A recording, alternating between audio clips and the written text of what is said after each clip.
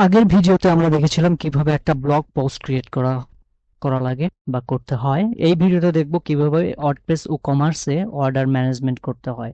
যে একটা অর্ডার আসলো সেইটাকে কয়েকটি স্টেজে আপডেট করা, অর্ডারটা প্রসেসিং থেকে কমপ্লিট হওয়া পর্যন্ত। এখন আমি ও কমার্সের অর্ডারস যদি চেক করি, আমি দেখতে পাবো কোনো অর্ডারস নেই। কোনো অর্ডারস এই মুহূর্তে নেই। তো as a demonstration, I will make a order first. So from another browser right here, afravd.com. So log out first. Okay, okay.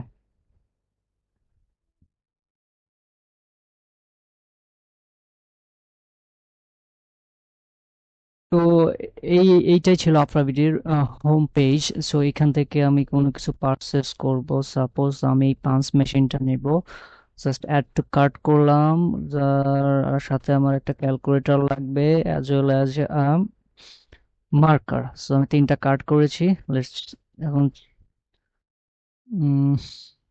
ওকে। তো আমার কি কোনো কুপন আছে? আপাতত কোনো কুপন নেই। তো আমি তিনটা কার্ট করেছি, আমার টোটাল 795 টাকা উইথ 70 টাকা ডেলিভারি চার্জ। তো calculating shipping cost Dhaka, zip not necessary, proceed to check out.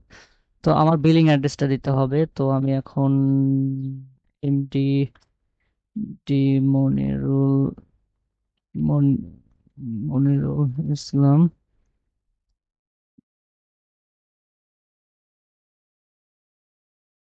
Talukdar, company optional, Banani Dhaka. ওকে, ওকে, এগুলো অপশন ইম্পর্টেন্ট ইম্পর্টেন্ট। আপাতত আমি চেক মার্ক করা যেগুলো আছে সেগুলো দিয়ে দিচ্ছি। 01568618189, email address Monir Islam 75। Shipping to different, no. আমি যদি এইটা, ওকে, যদি কেউ ডিফারেন্ট অ্যাড্রেসে শিপিং করতে চায় তাহলে এই অ্যাড্রেস ইনফরমেশনগুলো লাগবে। এবং order notes optional, please deliver me as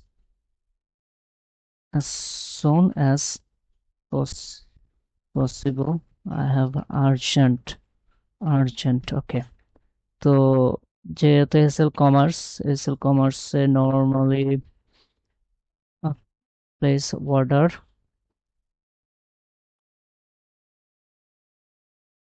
okay, so mobile banking, নগদ, ওটিপি 1234, সাকসেস, সাকসেস।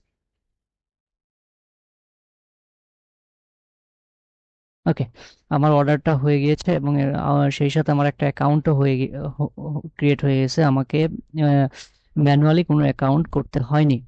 তো আমার অর্ডারটা এই আহ, তো একজন কাস্টমারের তো অর্ডার করা শেষ। এখন এইটাকে প্রসেসিং করা দরকার। দেখি আমি অ্যাডমিন প্যানেলে আমি কি দেখতে পাই। সো আমি নর্মালি যদি আমি ড্যাশবোর্ডে থাকি, ড্যাশবোর্ড, সো আমাকে এখানে ও কমার্স কিছু দেখাচ্ছে। ও কমার্সের আন্ডার যদি অর্ডারসে যায় আমি একটা এখানে অর্ডারস দেখতে পাবো। সো অর্ডার চেক করলাম। তো আমার একটা অর্ডারস আছে। যখন কেউ একটা অর্ডার ক্রিয়েট করে, মানে আমাদের অর্ডার প্লেস করে, তখন এটা প্রসেসিং স্টেটে থাকে। সো আমরা এখানে নর্মালি এইখানে ক্লিক করেই সো আমি এখানে দেখতে পারবো কি কি অর্ডার করছে। তো ট্যাক্স বা ঢাকা, এই এখান থেকে আমার এই যে নোট। ওকে, ফাইন। সো আমি এখন এটাকে এডিটে যাব। অর্ডার,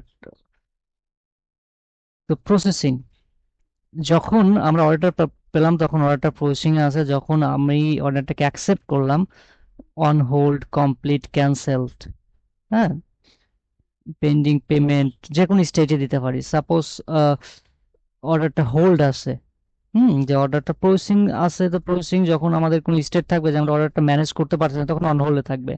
আদারওয়াইজ যদি আমরা অর্ডারটা কমপ্লিট করে থাকি, so normally we can update the status complete and customer, customer x model 75, and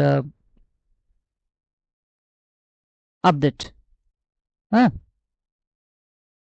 send details to customer, recent new order info notification, regenerate download permission. Okay, order action আমি just এটা complete করে দিলাম, so update.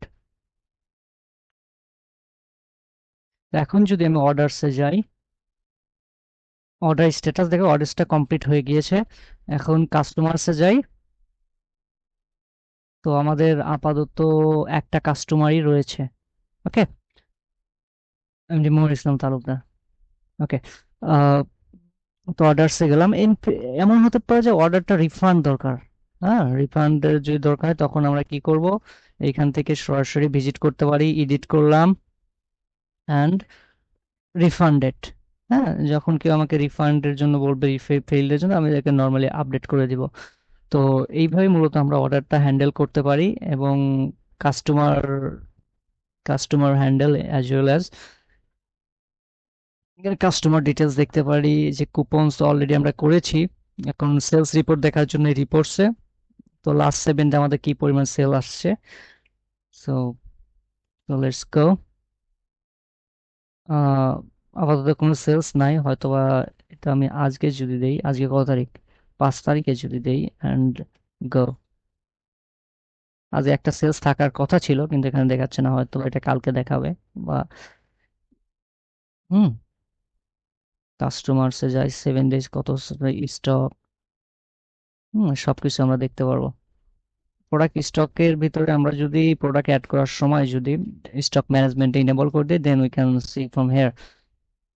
এইভাবেই আমরা অর্ডারটা complete শুরু থেকে শেষ পর্যন্ত প্রসেস করতে পারি।